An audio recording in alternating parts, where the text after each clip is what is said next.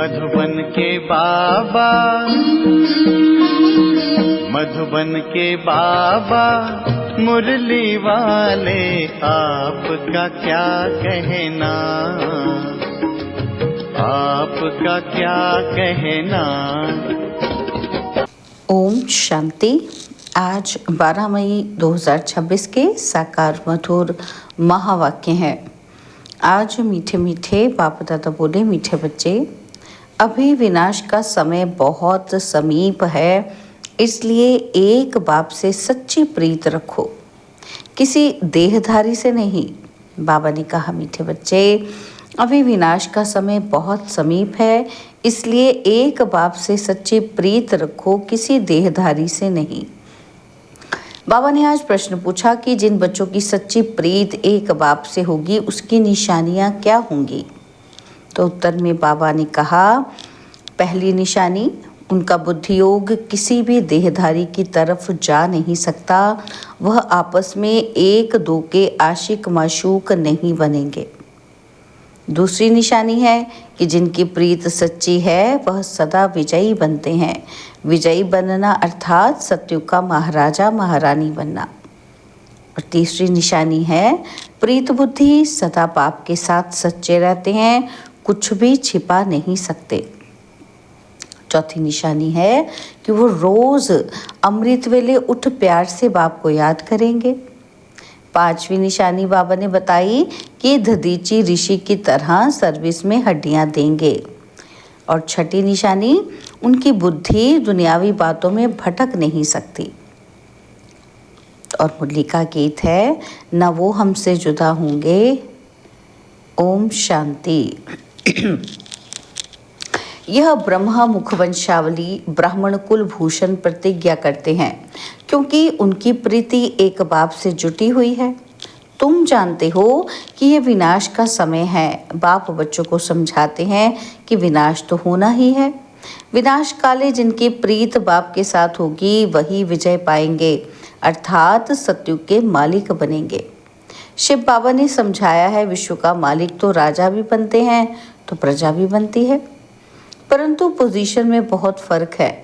जितना बाप से प्रीत रखेंगे, याद में रहेंगे, उतना ऊंच पद पाएंगे। बाबा ने समझाया है कि बाप की याद से ही तुम्हारे विकर्मों का बोझा भस्म होगा। तुम लिख सकते हो कि विनाश काले विपरीत बुद्धि, यह लिखने में कोई डर की बात ही नहीं है। बाप कहते हैं, मैं खुद कहता हूँ कि उनका विनाश होगा और प्रीत बुद्धि वालों की विजय होगी। बाबा बिल्कुल क्लियर कह देते हैं कि इस दुनिया में प्रीत तो कोई की है नहीं, तुम्हारी ही प्रीत है। बाबा कहते, बच्चे, परमात्मा और श्री कृष्ण की महिमा अलग अलग लिखो तो सिद्ध हो जाए कि गीता का भगवान कौन। यह तो ज़रूरी है ना। और दूसरा, बाबा समझाते हैं, ज्ञान का सागर, पतित पावन, परम पिता या पानी की नदियाँ, ज्ञान गंगा कि पानी की गंगा, ये तो बहुत सहज है। और दूसरी बात, जब प्रदर्शनी करते हो तो सबसे पहले निमंत्रण देना चाहिए। गीता पाठशाला वालों को, वो तो ढेर हैं, उन्हों को खास निमंत्रण देना चाहिए। जो श्रीमद् भगवत गीता का अभ्यास करते हैं, उनको पहले निमंत्रण देना चाहिए, क्योंकि वही भूले हुए हैं और सभी को भुलाते रहते हैं। उनको बुलाना चाहिए कि अब आकर जज करो, फिर जो समझ में आए सो करना। तो मनुष्य भी समझे। यह गीता वालों को बुलाते हैं, शायद इन्हों पर गीता का ही प्रचार है। गीता से ही स्वर्ग की स्थापना हुई है। गीता की बहुत महिमा है, परंतु भक्ति मार्ग की गीता नहीं। बाप कहते हैं, मैं तुम्हें सत्य ही सत्य बताता हूँ। मनुष्य जो अर्थ करते हैं वह बिल्कुल रॉन्ग है। कोई भी सत्य नहीं कहते, मैं ही सत्य बताता हूँ। परमात्मा को सर्वव्यापी कहना भी सत्य नहीं है। ये सब विनाश को प्राप्त होंगे और कल्प कल्प होते भी हैं। तुमको पहली पहली मुख्य बात ये समझानी है। बाप कहते हैं, यूरोपवासी यादवों की है विनाश काले विपरीत बुद्धि और विनाश के लिए अच्छी रीति तैयारियां कर रहे हैं, परंतु पत्थर बुद्धि समझ नहीं सकते हैं। तुम भी पत्थर बुद्धि थे, अब पारस बुद्धि बनना है। पारस बुद्धि थे, फिर पत्थर बुद्धि कैसे बने, ये भी वंडर है। बाप को कहा ही जाता है नॉलेजफुल, मर्सीफुल। बाकी जो अपना ही कल्याण करने नहीं जानते, वो दूसरों का कल्याण कैसे करेंगे। जो नॉलेज ही धारण नहीं करते, तो पद भी ऐसा पाते हैं। जो सर्विसेबल हैं वही ऊंच पद पाएंगे। उनको ही बाप प्यार भी करते हैं। नंबरवार पुरुषार्थ अनुसार होते ही हैं। कई तो यह भी समझते नहीं कि हमारी बाप से प्रीत नहीं है तो पद भी नहीं मिलेगा। चाहे सगे बने व सौतेले बने, विनाशकाले प्रीत बुद्धि नहीं होगी। बाप को फॉलो नहीं करेंगे तो जाकर कम पद पाएंगे। दैवी गुण भी चाहिए, कभी झूठ नहीं बोलना चाहिए। बाप कहते हैं मैं सत्य कहता हूँ, जो मेरे से प्रीत नहीं करते तो पद भी नहीं मिलेगा। कोशिश कर 21 जन्म का पूरा वर्षा लेना है तो प्रदर्शनी मेले पर पहले पहले गीता पाठशाला वालों को निमंत्रण देना है। क्योंकि वो भक्त ठहरे ना, तो गीता पाठी जरूर श्री कृष्ण को याद करते होंगे, परंतु समझते कुछ नहीं है। श्री कृष्ण ने मुरली बजाई, राधे फिर कहाँ गई। सरस्वती को बैंजो दे दिया है और मुरली फिर श्री कृष्ण को दे दी है। मनुष्य कहते हैं हमको अल्लाह ने पैदा किया, परंतु अल्लाह को जानते ही नहीं। भारत की ही बात है, भारत में ही देवताओं का राज्य था। उन्हों के चित्र मंदिरों में पूजे जाते हैं, बाकी किंग्स आदि के स्टैचू तो बाहर लगा देते हैं, जिस पर पंछी आदि किचड़ा डालते रहते हैं। लक्ष्मी नारायण राधे कृष्ण आदि को कितना फर्स्ट क्लास जगह पर बिठाते हैं। उन्हों को महाराजा महारानी कहते हैं। किंग अंग्रेजी अक्षर है, कितना लाखों रुपया खर्च कर मंदिर बनाते हैं, क्योंकि वह महाराजा पवित्र थे। यथा राजा रानी तथा प्रजा सब पूज्य हैं। तुम ही पूज्य फिर पुजारी बनते हो, तो पहली बात है बाप को याद करो। बाप को याद करने का अभ्यास करने से धारणा होगी। एक के साथ प्रीत नहीं है तो फिर और के संग लग जाती है। ऐसी ऐसी बच्चियां हैं जो एक दो को इतना प्यार करती हैं, जो शिव बाबा को भी इतना नहीं करती। शिव बाबा कहते हैं तुमको बुद्धि योग मेरे साथ लगाना है या एक दो में आशिक माशूक बन जाना है। फिर मेरे को बिल्कुल ही भूल जाते हैं। तुमको तो बुद्धि योग मेरे साथ जोड़ना है, इसमें मेहनत लगती है, बुद्धि टूटती ही नहीं है। शिव बाबा के बदले दिन रात एक दो को ही याद करते रहते हैं। बाबा नाम सुनाए तो ट्रेटर बन जाते हैं, फिर गाली देने में भी देरी नहीं करते। इस बाबा को गाली दी तो शिव बाबा भी झट सुन लेगा। ब्रह्मा से नहीं पढ़े तो शिव बाबा से पढ़ ना सके, ब्रह्मा बिगड़ तो शिव बाबा भी सुन ना सके। इसलिए कहते हैं साकार से जाकर पूछो। कई अच्छे अच्छे बच्चे हैं जो साकार को मानते ही नहीं, समझते हैं ये तो पुरुषार्थी हैं। पुरुषार्थी तो सब हैं, परंतु तुमको फॉलो तो माँ बाप को ही करना है। कोई तो समझाने से समझ जाते हैं, कोई की तकदीर में नहीं है तो समझते ही नहीं, सर्विसेबल बनते ही नहीं। परंतु बुद्धि योग एक बाप से रखनी होती है।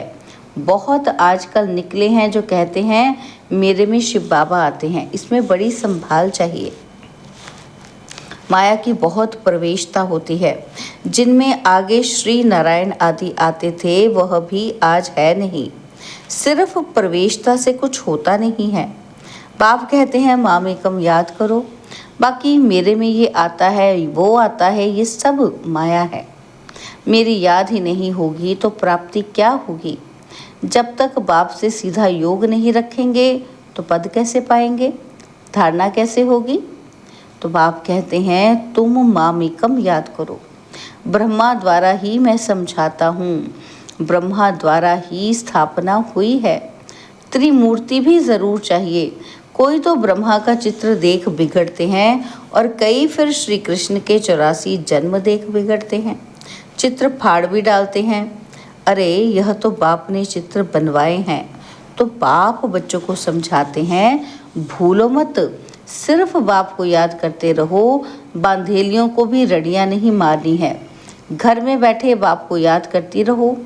बांधेलियों को तो और ही ऊंच पद मिल सकता है। तुम बच्चों को ज्ञान देने वाला है ही एक ज्ञान सागर। स्पिरिचुअल नॉलेज एक बाप के सिवाय और कोई में है नहीं। ज्ञान का सागर एक परमपिता परमात्मा ही है, उसको ही लिबरेटर कहा जाता है। इसमें डरने की क्या बात है? बाप बच्चों को समझाते हैं, बच्चों को फिर औरों को समझाना है। बाप कहते हैं मुझे याद करो तो सद्गति को पाएंगे। सतयुग में है राम राज्य, कलयुग में नहीं है। सतयुग में तो एक ही राज्य है। यह सब बातें तुम्हारे में भी नंबरवार हैं। जिनकी बुद्धि में धारणा होती है, जिनको धारणा नहीं होती। तो बाबा कहते हैं वो विनाश काले विपरीत बुद्धि कहेंगे, पद पा नहीं सकेंगे। विनाश तो सबका होना है, यह अक्षर कम है क्या? शिव बाबा कहते हैं विनाश काले प्रीत बुद्धि बनो, यह तुम्हारा अंतिम जन्म है। इसमें अगर तुम प्रीत नहीं रखते हो तो पद भी नहीं मिलेगा।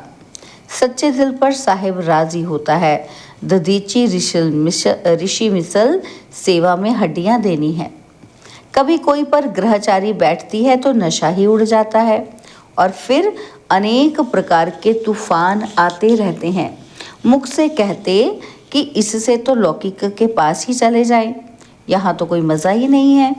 वहाँ तो नाटक बाइस्कोप आदि खूब हैं।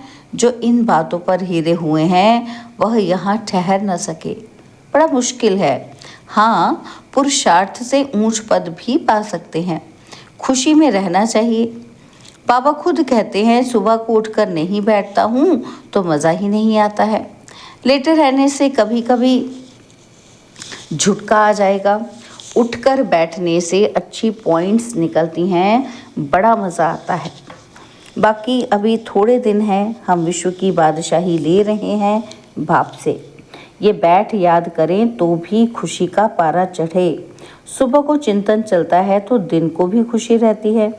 अगर खुशी नहीं रहती तो ज़रूर बाप से प्रीत बुद्धि नहीं है। अमृत वेले एकांत अच्छी होती है। जितना बाप को याद करेंगे उतना खुशी का पारा चढ़ेगा। इस पढ़ाई में ग्रहचारी बैठती है। क्यों? क्योंकि बाप को भूलते हैं। बाप से वर्षा लेना है तो मनसा वाचा कर्मणा सर्विस करनी है। इस सर्विस में ही यह अंतिम जन्म व्यतीत करना है। अगर और दुनियावी बातों में लग गए तो फिर ये सर्विस कब करेंगे? कल कल करते मर जाएंगे। बाप आए ही हैं स्वर्ग में ले जाने के लिए। यहाँ तो लड़ाई में कितने मरते हैं, कितनों को दुख होता होगा। वहाँ तो लड़ाई आदि होगी ही नहीं। ये सब पिछाड़ी के हैं, सब खत्म होने हैं। निधन के ऐसे मरेंगे और धनी के जो होंगे वो राज्य भाग्य पाएंगे। प्रदर्शनी में भी समझाना है कि हम अपनी कमाई से, अपने ही तन मन धन से अपना राज्य स्थापन कर रहे हैं।